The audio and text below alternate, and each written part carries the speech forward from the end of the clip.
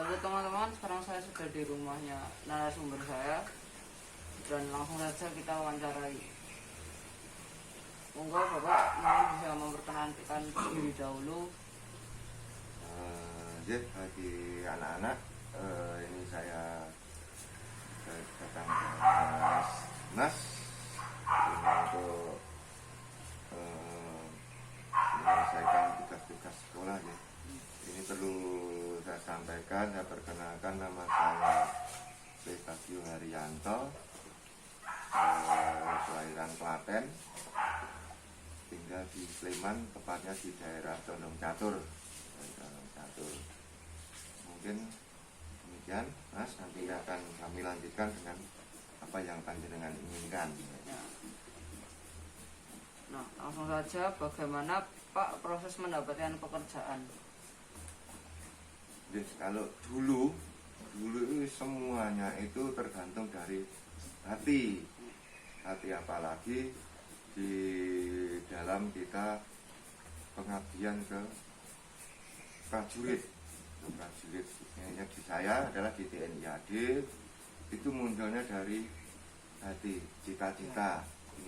Sudah punya cita-cita, kalau niatnya nggak ada juga tidak akan tercapai. Jadi cita-cita diikuti, niat arahnya ke TNI Opo yang menjadi diseleksi nanti di TNI, yuk kita ikuti, kita pelajari, harus mau berlatih tekun.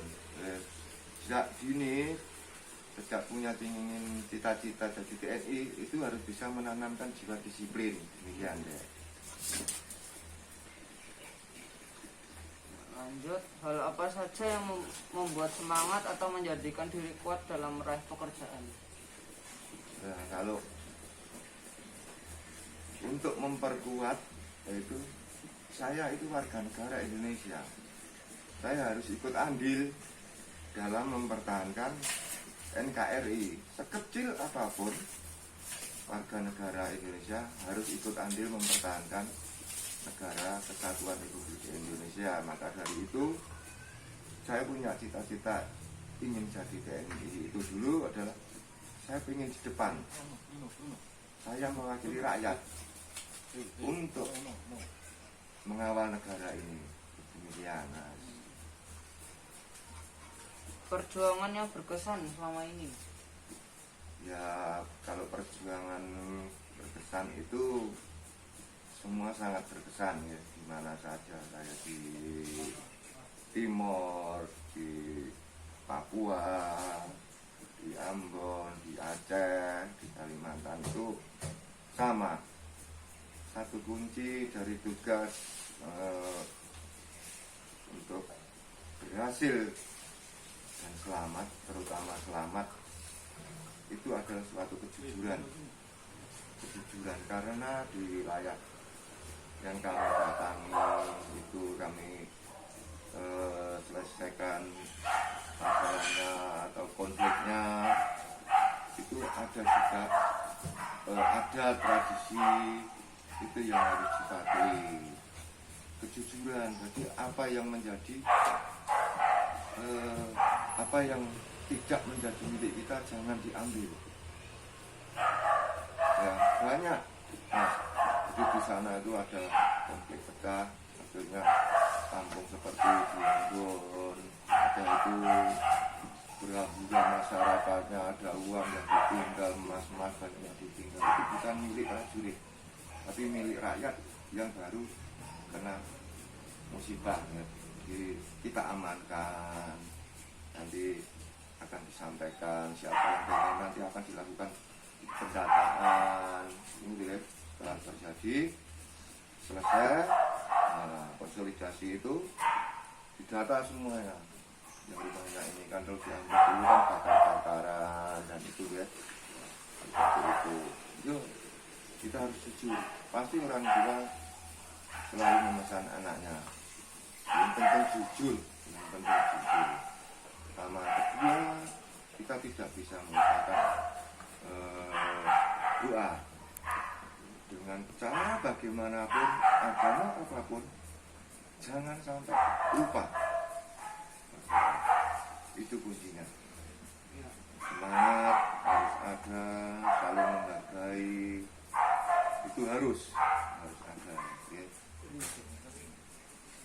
dinamika pekerjaannya itu bagaimana ya Pak? Seperti jam masuk kerja, hal yang dilakukan saat bekerja, dan rekan-rekannya bagaimana, hal yang biasa ditangani begitu Pak? Masalah kerjaannya itu kalau biasa. Jadi kalau TNI khususnya yang di satuan tempur kayak di batalion itu ya, itu sama 24 jam 24 jam.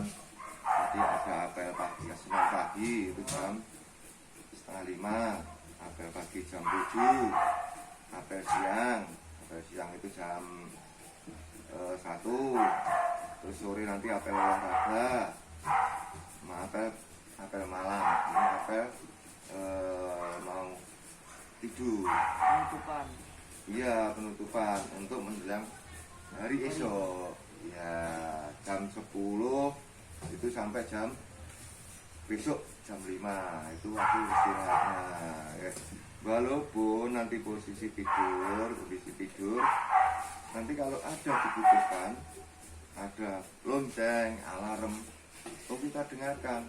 Alarm apa itu? Kumpul atau alarm cepat. Nah, itu kan beda-beda. Ya harus kita ikuti selama itu juga.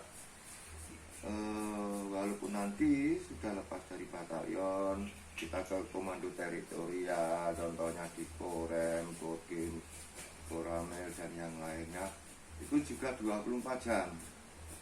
24 jam, jadi ya contohnya dalam penanganan kebencanaan seperti itu, itu juga di luar jam kerja. Kalau TNI tidak ada jam kerja, jam kerjanya 24 jam ya. Pernah Mas, saya sampai sini belum baru lepas status 1, ditelepon lagi ada bencana.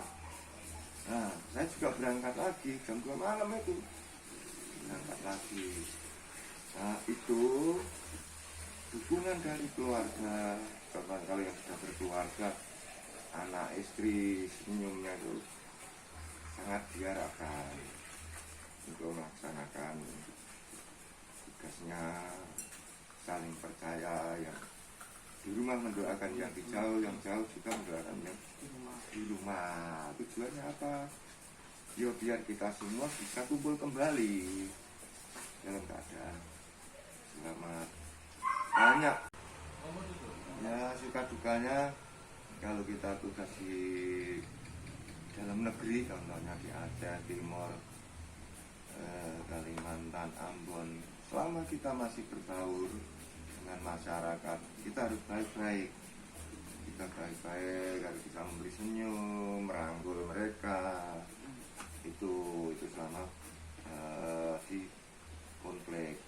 Jadi jangan sampai menyakiti hati rakyat yang di sana. Seandainya tidak cocok pun, ya ayo kita bicara bareng, kita selesaikan, kita cari solusinya. Seperti banyak deh saudara-saudara kita yang dari Ambon, Irian, itu main ke sini, ke rumah, jadi saudara. Iya, karena di sana sebagai bapak piara, mama piara, itu putranya kuliah di Jogja juga di sini. Karena apa?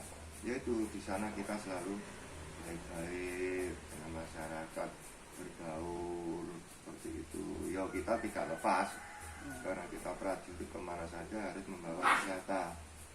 Ya, karena senjata kalau di militer, tentara adalah hanya dua pilihannya, dibunuh atau membunuh. Nah, tapi kita sebagai manusiawi umat Tuhan ya harus bisa, selama ini bisa diselesaikan ya diselesaikan. Lihatlah lihat perkembangan di lapangan. Jadi tidak bisa kita hanya teori, tapi di lapangan. Bener kalau mau pulang ke Jawa sudah selesai tugasnya, kayak kehilangan saudara. Katanya seperti itu. Saya juga sukanya bahkan sudah berani berbaur dengan masyarakat, ikut masak ibu-ibu, ikut bantu seperti itu. Jadi ya kayak kita di lingkungan kita sendiri, lingkungan yang aman. Nah, sekarang kita sudah dipercaya dan kita percaya sama mereka. Demikian. Tantangan dalam pekerjaan itu apa saja? Hal apa saja yang perlu disiapkan dalam bekerja? Ya kalau tantangan itu sebenarnya bukan tantangan buat saya loh. Ya. Karena kita masuk prajurit itu kan sudah disiapkan dari bekal fisik, mental dan sebagainya, termasuk apa yang akan dilaksanakan nanti kan harus dipelajari dulu, belajar dulu, dipraktekkan dulu, seperti itu. Itu tantangannya di situ. Tapi selama kita ngikuti dengan baik, pasti bisa menghadapi tantangan. Yang penting kita punya niat, punya semangat bahwa saya adalah bisa melaksanakan. Harus ada semangat. Itu. Keterampilan apa saja yang dibutuhkan untuk pekerjaan? Ya kalau keterampilan yang militer ya sudah semua anggota TNI prajurit pasti sudah paham. Ya namun juga ada yang non kemiliteran ya, non kemiliteran seperti konstruksi bangunan itu kita harus tahu kan apa konstruksi bangunan. Sebenarnya di TNI juga ada sidang itu seni dan bangunan, namun dari tiap-tiap satuan itu harus ada tim-tim seperti itu. Contohnya yaitu orang yang bisa membangun.